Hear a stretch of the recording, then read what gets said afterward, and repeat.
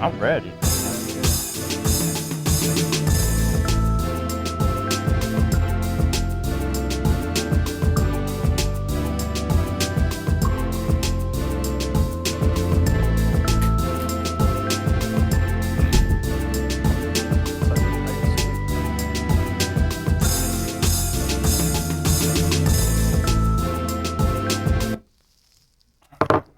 Hi there, folks, and welcome back to the set of You Say Maize, I Say Blue. Joined this week alongside Wolves Sports Director Danny Sass. Wow, that's quite the title there, Chris. That is nice and long. I am Chris Cichon. Danny, welcome back. You were off last week. Good to have you back. Thanks, man. You can go ahead and say Maize. I'm going to say Blue, as then I finally made it down to the Blue Leprechaun this past weekend. How was it? I still haven't. I couldn't tell you. I forgot. I just don't remember. I couldn't tell you. Not because he was drunk, however. We don't talk about not. that kind of stuff. Of course not. Say Maize, I say Blue. Chris, you can go ahead and say Blue. I'm going to say Maize, as in I don't need you to tell me, but I look absolutely amazing in these glasses. Wow. I just want everyone out there to just see.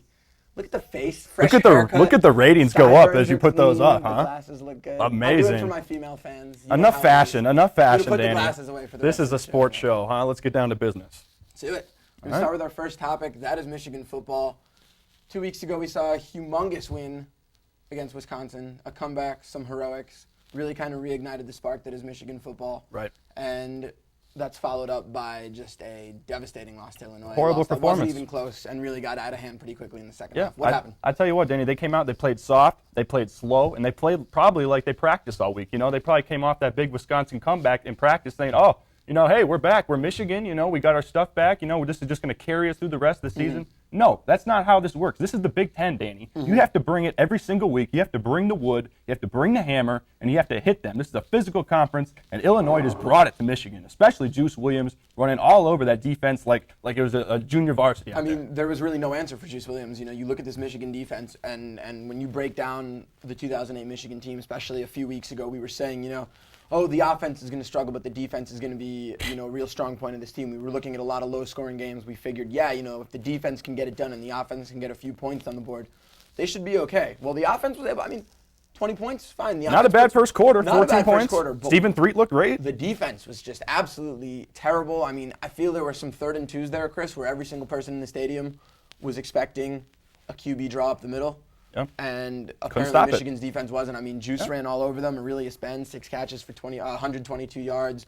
The beautiful deep ball on the 3rd and long to start the second half. Yep. Illinois was the better team. They were the faster team. They were the better coach. It's funny to me, Danny.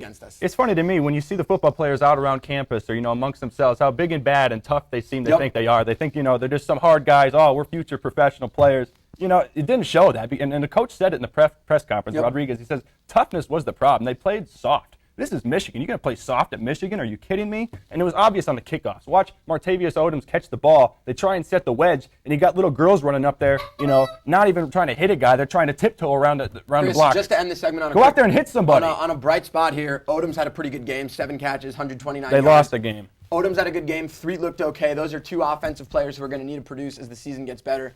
Key to me, no offensive line. This is an Illinois line that got absolutely mauled by Penn State. They were horrible. And the front 7 just starts in the trenches, and the trenches probably we'll move on. Trenches probably would have stopped Juice Williams, wouldn't you say? Juice Williams, a performance for the ages in the Big House.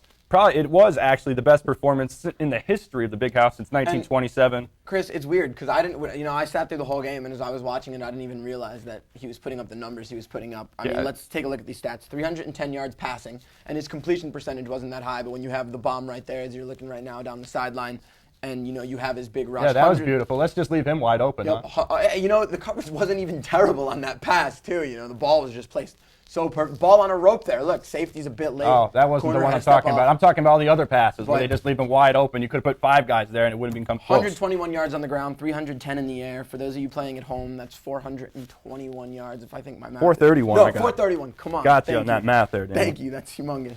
4 touchdowns total for Juice Williams, and, you know, he was never sacked.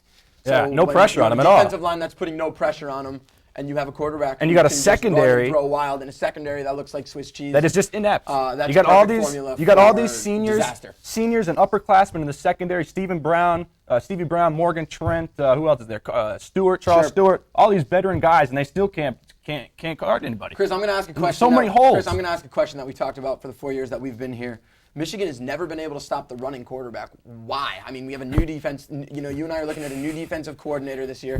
You and I are looking at new defensive players, and yet it's the same old story. They can't stop the running quarterback, whether it's Dennis Dixon, whether it's Troy Smith, whether it's Armani Edwards. I feel like every single quarterback seems to light up the big house, and, you know, Juice was no different. And keep in mind, Chris, this is the same Juice Williams last year who was held to less than 100 yards in Champaign, only 34 on the ground, only 70 passing, sacked a few times. It's like 104 total yards.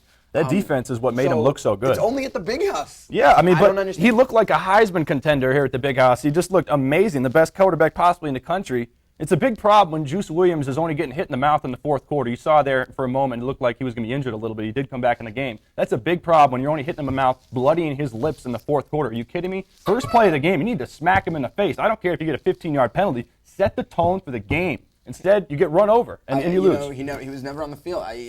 Tackle the kid. Really, he was breaking. Skinny quarterback. Most yards, tackles, running. Most yards by Wolverine opponents since 1927. Fine. Hats off to him. Well done, Juice. Yep. Great. Moving on, baseball playoffs. Thank you. Unfortunately, my Mets are not a part of it.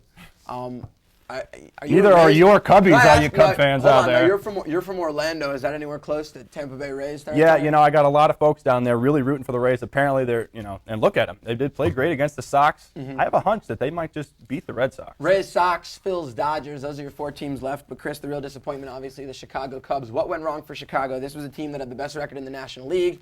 When you have a rotation with the likes of Ted Lilly, Ryan Dempster, you have Carlos Zambrano, you have a bullpen. Rich Harden. Oh, God, I forgot about Harden as well. I mean, that's a stellar rotation. And then to be able to take their bullpen with Kerry Wood closing, Samardzija, Carlos Martin. Where was that all at, though? Where was that? That's what happened. They didn't show up. And whether, you can blame the arms or you can blame the bats. I mean, nothing from Derek Lee, nothing from Aramis Ramirez. Derek Lee hit 500 in the series.